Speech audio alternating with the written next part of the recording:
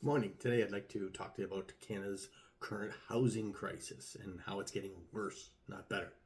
And the future is going to get worse, not better. Now, those two pictured there aren't completely responsible for the explosion in Canada's housing and turning it into the crisis it is. What they are guilty of is knowingly making it cross Canada. Since the 90s, Vancouver saw continuous spikes in housing, mostly due to organized crime from offshore laundering money through British Columbia casinos.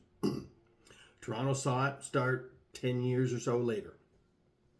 Now in 2020, when the Bank of Canada said interest rates will be low until 2023, and the government told everyone it's okay to borrow to get the economy started, then the housing crisis in the two largest cities became a national housing crisis. Small cities and towns saw prices go up where they never did before. Small communities of 100,000 or less population saw prices almost double for homes in 3 years, causing the rarely talked about rents to go up. From the Pacific coast to the Atlantic coast, they went up almost everywhere. Personally, I don't know who's buying all these houses on such a large scale. I mean, most of the population in 2020 was on reduced salaries, earnings, due to the lockdowns. But the buying was happening. And 2020 was a record year for sales, surpassed by 2021. Impossible, but it happened. So who was buying the houses? Houses in the larger markets, you'd be getting 750,000, offering 700. Houses in the larger markets would be asking, let's say for 750,000 as an example. They would be getting 850,000. Every house was selling for over asking price. So if it really wasn't on fire, it sold. After the lockdowns came the interest price hikes and immigration increase. Double whammy. So put those two together. You got 1 million people coming to Canada and less houses to sell due to the interest costs. What you get is nowhere for these people to live. And quite frankly, on a future video, the 1 million people, that was a number created by Statistics Canada, government agency, that has lied or put down incorrect numbers on multiple occasions. And they are the only bureau that everybody goes to for statistics. And they get them wrong. They were out by over 1 million people came in.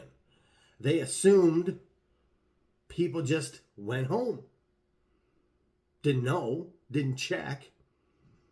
So they're going to update their way of doing business, which means it will happen again. Back to the case of immigration. So with rates still going up in 2023, the government could have changed the immigration numbers down. Okay, but they didn't. So do they care? Well, obviously not. Otherwise, they would have done something. Now, the universities, adding to the immigration explosion, were bringing in as many international students as they could, because international students pay a higher price for the tuition. Once these students are finished, the universities help these students with work permits on the campus, which leads to residency. You get it? It's compounding the problem, making it worse. Everything seems to be working against Canada. So you have high immigration, high housing prices and rents, and little housing inventory to sell. So what else could go wrong? Well, lower building permits. In January 2022 through August 2022, 76,000 permits were issued. In the same time, January to August of 2023, 46,000 permits were issued, 40% loss. Now, Canada usually builds 280,000 houses per year as an average. And the government plans to build 6 million by 2030. Well, just quick math tells you that number can't possibly be reached. Maybe 40% of that number will be reached, of that 6 million. They'll barely get 2.5 million houses built, but they're bringing in all these people. So the facts are all pointing to a catastrophe happening with low demand, high prices, high rents, and low selection.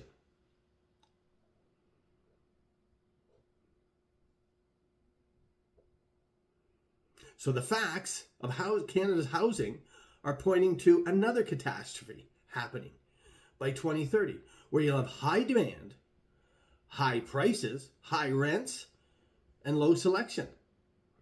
None of this is good for housing. Now, if the government cared, that would be one thing. But when the immigration minister says this summer they might increase the immigration from 1 million to 1.3 million, then clearly they either do not care or do not listen.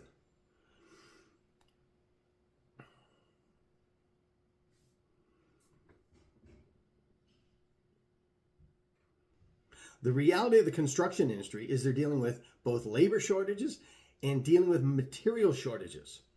So the construction industry cannot even build the homes that are needed. So what does the future of the housing look like? Now, how does this affect Canadians who rent? If someone moves out of an apartment, the landlord will double the rent for the new tenant, or very close to. No improvements, just higher rent. My guess is landlords will look over tenants very closely to make sure they can pay these high rents, because they're not about to get stuck with somebody who doesn't pay. Now, if you make $3,000 a month and your rent is $2,000, well, how do you afford that? If two people make $3,000, then after taxes, utility, food, they still don't make double the rent. How do they make that happen? You would need to earn $6,000 a month to afford rent. And what will the rental space even look like? With vacancies on average below 3% anywhere in Canada and below 1% in the biggest cities, you really are trapped inside your apartment once you sign that dotted line.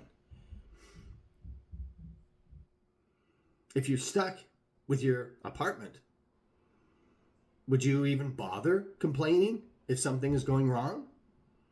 Unless it's a big issue, plumbing or electrical. 1%.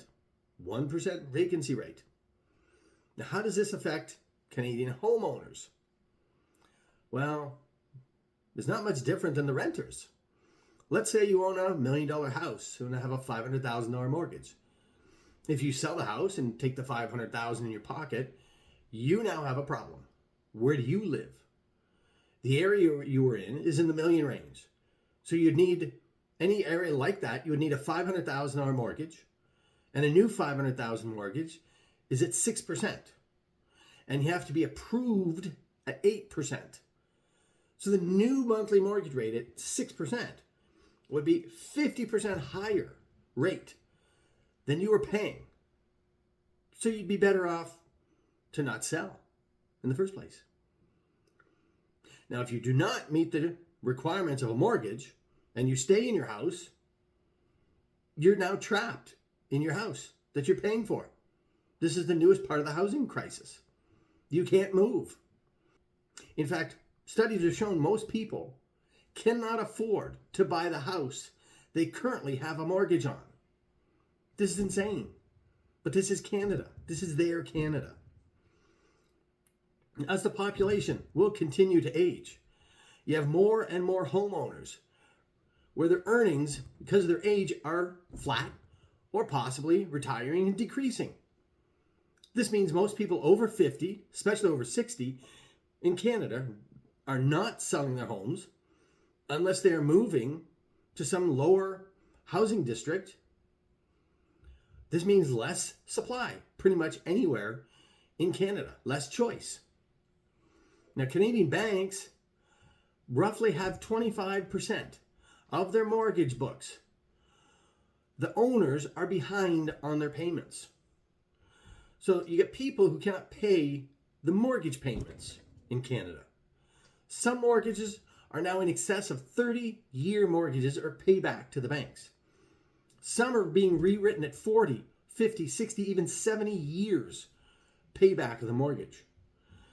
If you ever can get that mortgage paid off, the homeowner can never make any money on that investment. It's all gone to the banks. Now, this is all devastating news for homeowners. And for the most part, you got two ignorant politicians that are the biggest cause of Canada's housing crisis. What do you say? Please like and subscribe. Lay your comments down in the comment section. I'd like to hear them. Till next time, take care.